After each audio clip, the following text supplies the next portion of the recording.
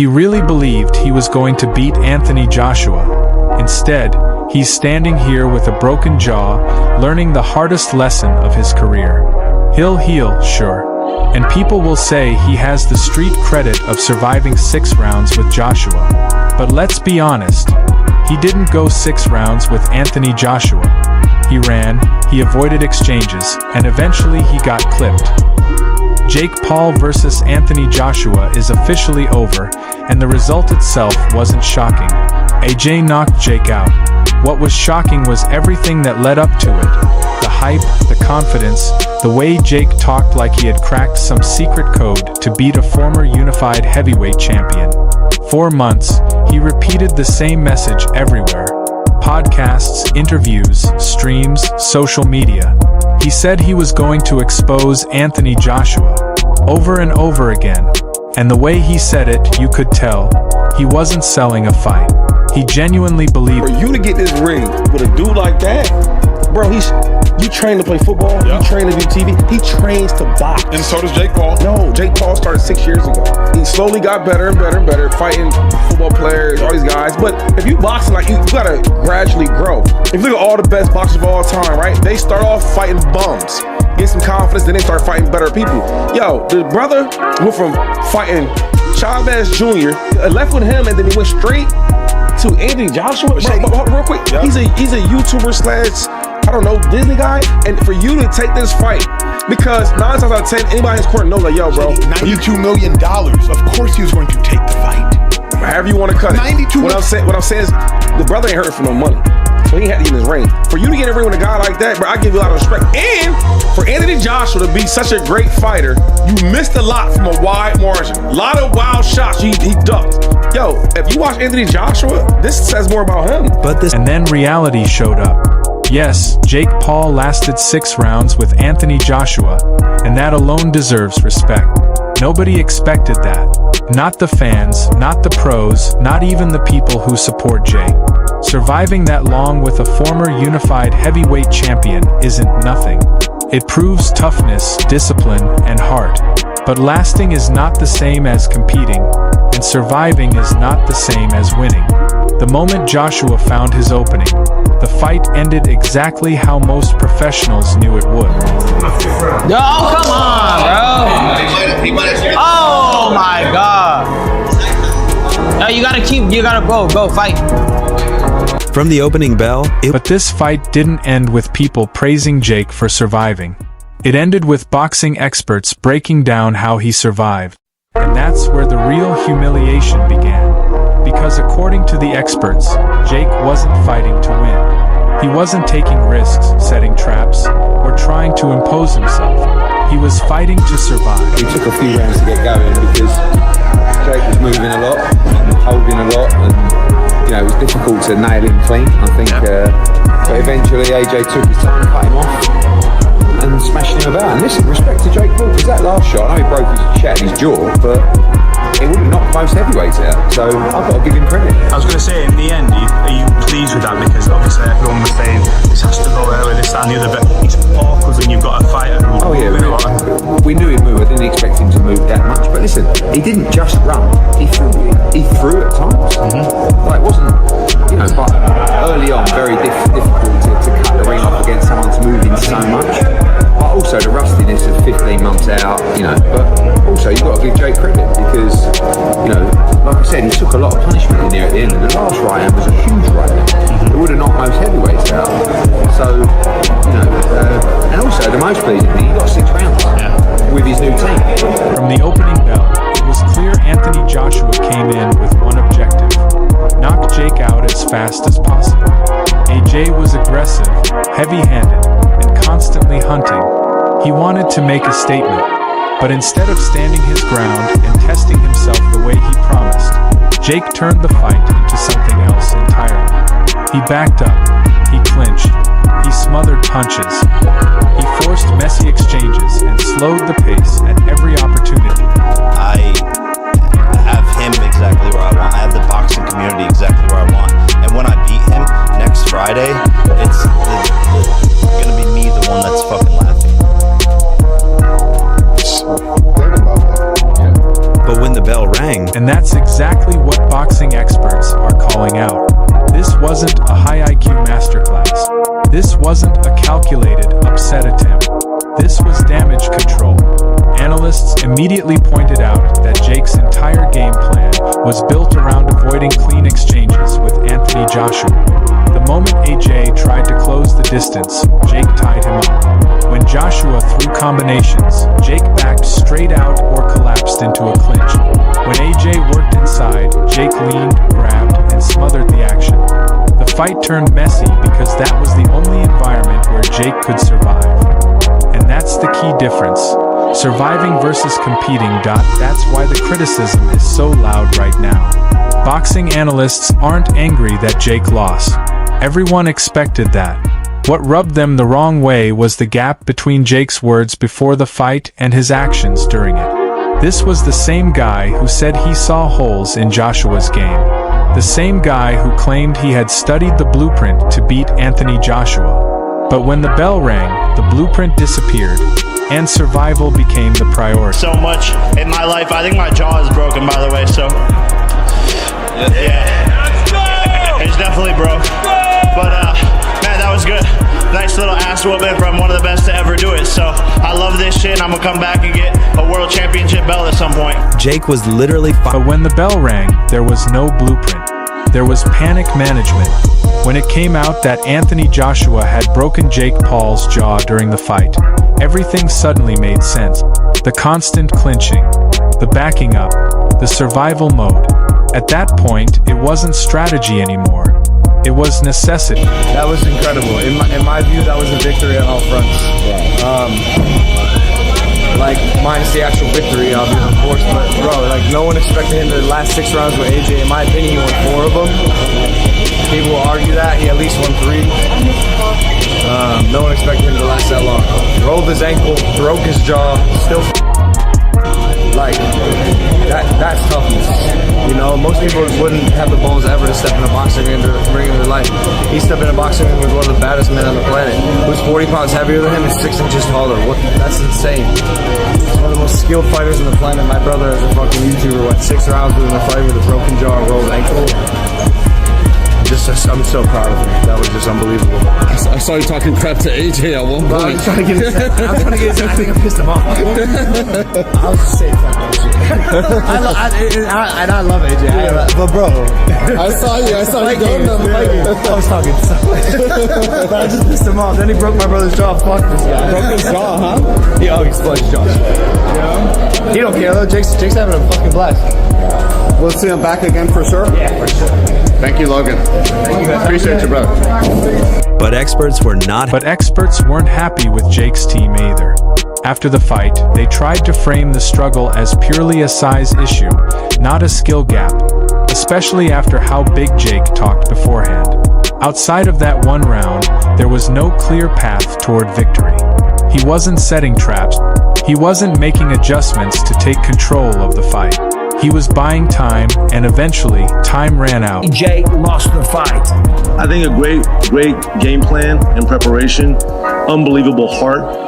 And the reality is... Hold on, first off, it wasn't unbelievable heart. He was dancing around, and there's no shame in that. There's no shame in that because we have weight classes for a reason. But it wasn't unbelievable heart, right? It was a good show. It was a great show. Jake lost because of the size difference, not because of the skill difference. AJ was hanging on that neck, pushing him down. And when you have someone that heavy constantly doing that, it does suck the energy out of you. So Jake Paul lost because of the skill difference, not the size difference. I'm sorry. I'm not trying to, insult this guy. I'm not. But I'm as a fighter, as a former fighter, as someone that's very experienced in the world of mixed martial arts and combat sports in general, right? This is a crazy shout. He lost. What made this loss hit harder is the way Jake... What made this loss hit harder was the way Jake sold the fight. He didn't come in as the underdog, grateful just to be there. He came in talking. He came in claiming Anthony Joshua was chinny. That confidence raised expectations, and when expectations rise, the fall gets louder. Well out of his depth against Anthony Joshua. I think Jake is wild for taking the fight, but I think he does believe he can win. This is a straightforward bank job. AJ's going in there to destroy him. The only thing that's a bit harsh is if Anthony Joshua doesn't knock him out in the first round, he should be ashamed of himself. Like, fine, give us 2, or 3. Experts pointed out that if Jake had lost while genuinely trying to win, trading, taking risks, standing his ground, the narrative would be completely different. Without all the clinching, he would have been praised for courage, ambition, and for testing himself against one of the most dangerous heavyweights of this era. Instead, they said Jake turned the fight into a clinch-heavy survival mission, neutralizing Joshua's power not with skill, but with avoidance. That approach only worked until it didn't. Once AJ started cutting off the ring properly, Jake had no answers. And when the knockdowns began to stack up, the gap between them became undeniable. Let's talk about it. There was nothing about this fight that was too surprising, right? Jake Paul was on the back foot, really trying to avoid the power of Anthony Joshua. It seemed like the game plan from AJ was to allow Jake to tire himself out from that constant movement, because if you've ever been in the ring before, moving around that much is exhausting. It will just tire you out nonstop. You want to know something crazy about this? AJ was delivering some of his biggest punches to Jake while tired, and Jake did not go unconscious at any point. He was not out cold at any point in that fight. He was barely even stumbling on his legs. At one point, he stumbled over his legs, but it looked like he actually injured something in his leg. It didn't look like it was something that Anthony Joshua landed. I might be mistaken there. Also, if this doesn't go to show that Jake Paul's fights aren't rigged, I don't know what will. Like, he gave a very valiant effort. I understand shooting the takedowns and stuff. It was a survival tactic. He was trying to get further into the fight as possible. I understand it, but honestly, like, we all would be doing the exact same thing. If anybody's gonna crap on Jake Paul for the way he fought AJ, just know you would have done so much worse and you would have gassed out in 30 seconds yourself. Honestly, I have all the respect for Jake Paul in the world for taking this fight, and even when he got dropped at the end of the fight and he was like, whoa, like, he wasn't out at any point. His chin is very good, he's very tough, he has a lot of heart, and he's only getting better. I think Jake Paul is really good for the sport, especially after seeing something like this. Like, it's very inspiring to see someone who's been boxing for less than 10 years, what, around 7, 8 years-ish, something like that, and now he's fighting a top 5 heavyweight boxer in Anthony Joshua. Like, it's insane to know what can happen if you believe in yourself and you put in the hard work. And I know people are gonna crap on Anthony Joshua, but I guarantee you he was just waiting for Jake Paul to get tired. And not only that, but because he was the bigger, slower guy, he was gonna have a hard time landing that punch. It was gonna be like a fly in a room. You ever try to swat at a fly? It's just too fast. It's gonna be a similar concept here due to the size differential between these two. But it was a good fight nonetheless. We all get a little bit of entertainment, and AJ got a big win, I guess, so there is that. Even Joshua's frustration became a talk. Even Anthony Joshua's frustration became a talking point. Analysts noted that AJ looked visibly annoyed as the fight dragged on. He wanted the clean knockout early. He wanted dominance. But Jake's tactics forced him to work longer than expected. That frustration didn't mean Jake was winning. It meant Joshua had to break him down instead of blasting him out, and that's exactly what happened. Jake would have either come full steam ahead 100 miles an hour, or Jake would have moved around the ring 100 miles an hour. There's 2 things I would have done. Tried to shut Jake down at 100 miles an hour, or I would have gone on the back foot. So Jake decided to move around the ring, and I decided to put the pressure on. What I could have done better is a lot of things. 100%. In the fight game, you've seen the amazing fighters that have graced us over the last 100 years, and the expectations that we put on ourselves are immense, but I tried my best. Jake done well while it lasted, but if you remember what I said in the interview with Cameron, is fighting's not just physical, it's psychological. And when you understand the psychological warfare, I did say to you that, Jake, what's going to happen? I'm going to see a time when I'm going to take your soul, and you're either going to give up or you're going to get knocked out. Round after round, AJ chipped away. Round after round, AJ chipped away. Heavy shots, relentless pressure, physical dominance. Jake's movement slowed. The clinches grew more desperate. By round 6, the ending felt inevitable. And when the knockout finally came, it didn't feel shocking. It felt overdue. There's a couple of shots from AJ. Sticks his tongue out. Jake Paul sticking his tongue out at him.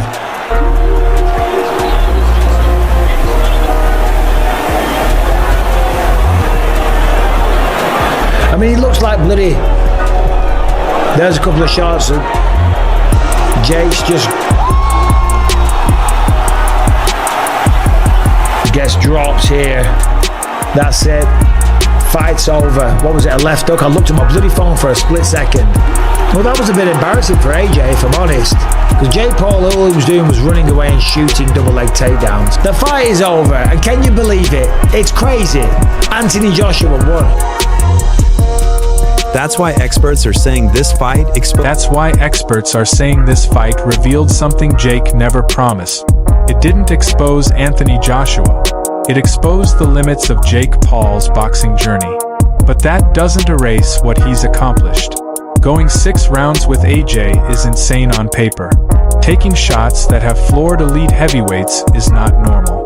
His willingness to step into the ring deserves respect. He trains to box. And so does Jake Paul. No, Jake Paul started 6 years ago. He slowly got better and better and better, fighting football players, all these guys. But if you boxing, like you gotta gradually grow. If you look at all the best boxers of all time, right? They start off fighting bums, get some confidence, then they start fighting better people.